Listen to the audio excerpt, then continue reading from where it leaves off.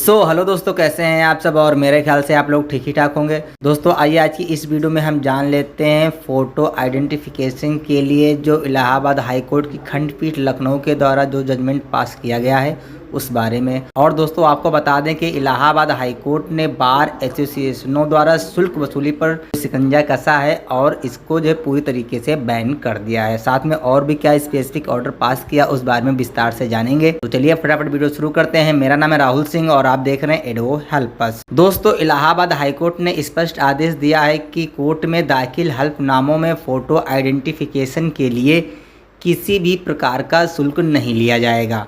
Court ने बार एसोसिएशनों द्वारा वसूले जा रहे इस शुल्क को गैरकानूनी और संविधान में प्रदत्त न्याय तक पहुंच के अधिकार के विरुद्ध बताया है। यह आदेश न्यायमूर्ति पंकज भाटिया ने रिट सी संख्या 3389/2025 मेसर्स राजधानी इंटर स्टेट ट्रांसपोर्ट कंपनी नई दिल्ली बनाम राज्य उत्तर प्रदेश में पारित किया है। दोस्तों आपको बता दें कि याचिकाकर्ता ने न केवल नोटरी पब्लिक के समझ शपथबद्ध हल्फनामों को अस्वीकार करने की प्रक्रिया को चुनौती दी, बल्कि हाई कोर्ट बार एसोसिएशनों द्वारा 400 रुपए से 500 रुपए तक वसूले जा रहे फोटो आइडेंटिफिकेशन शुल्क को भी अवैध ठहराया है, जो किसी वैधानिक प्रावधान के बिना लिया जा रहा था। इससे पूर्व कोर्ट ने हाई कोर्ट प्रशासन से स्पष्टीकरण मांगा था कि क्या नोटरी पब्लिक द्वारा शपथबद्ध हल्फनामों को वैध माना जाएगा और वसूले जा रहे शुल्क का क्या कानूनी आधार है। दोस्तों पक्षकारों की दलीलें इस प्रकार थी। आपको बता दें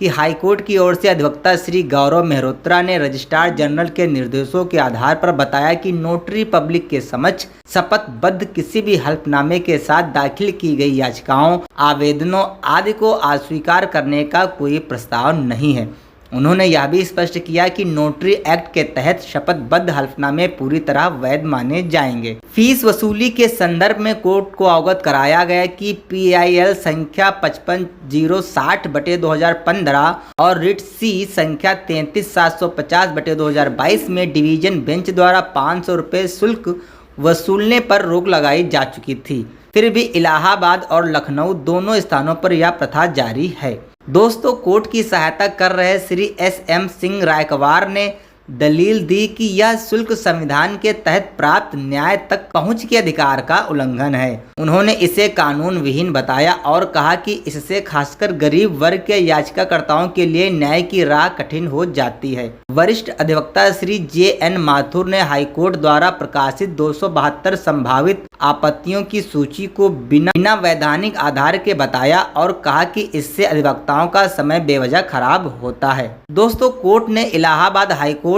नियमावली 1952 के अध्याय 4 के नियम 2 और 3 की समीक्षा की, जो मुख्य न्यायाधीश को हल्फनामों की सत्यता जांच करने के लिए शुल्क निर्धारित करने की शक्ति देता है। न्यायालय द्वारा पारित प्रशासनिक आदेशों के अनुसार फोटो आइडेंटिफिकेशन शुल्क 125 तक सीमित है और वह भी निर्धारित दिशा निर्देशों के अंतर्गत इससे अधिक कोई राशि लेने की अनुमति नहीं है। न्यायमूर्ति भाटिया ने कहा कल्याणकारी उपायों को हल्फनामों से जोड़ना स्पष्ट रूप से अवैध है और आदेश दिया कि किसी भी स्थिति में फोटो आइडेंटिफिकेशन के लिए याचिकाकर्ताओं अधिवक्ताओं से कोई राशि नहीं ली जाएगी। कोर्ट ने यह भी पुनः पुष्टि की कि नोटरी एक्ट 1952 के तहत नियुक्त नोटरी पब्लिक द्वारा शपथबद्ध हल्फनामे वैध हैं। विशेष रूप से धारा 81E में नोटरी को शपथ दिलाने और हल्फनामा लेने का अधिकार दिया गया है। अब इस पर कोर्ट ने दिशा निर्देश जारी किए, जो कि दोस्तों इस प्रकार हैं। अंतरिम आदेश के रूप में न्यायालय ने निर्देश दिया कि पहला,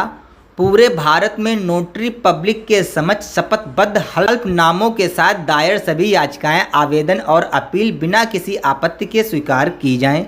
दूसरा, रजिस्ट्री और स्टाम्प रिपोर्टिंग अनुभाग इस आधार पर कोई आपत्ति न उठाए।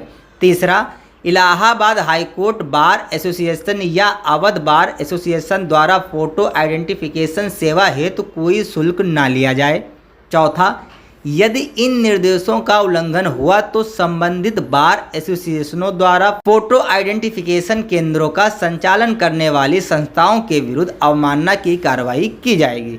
दोस्तों आपको बता दें कि कोर्ट ने यह भी निर्देश दिया कि केरल हाईकोर्ट द्वारा अपनाई गई डिजिटल सत्यापन प्रणाली की तर्ज पर हल्फनामा सत्यापित प्रक्रिया को सरल बनाने के प्रस्ताव पर विचार हेतु यह मामला माननीय मुख्य न्यायाधीश के समक्ष रखा जाए।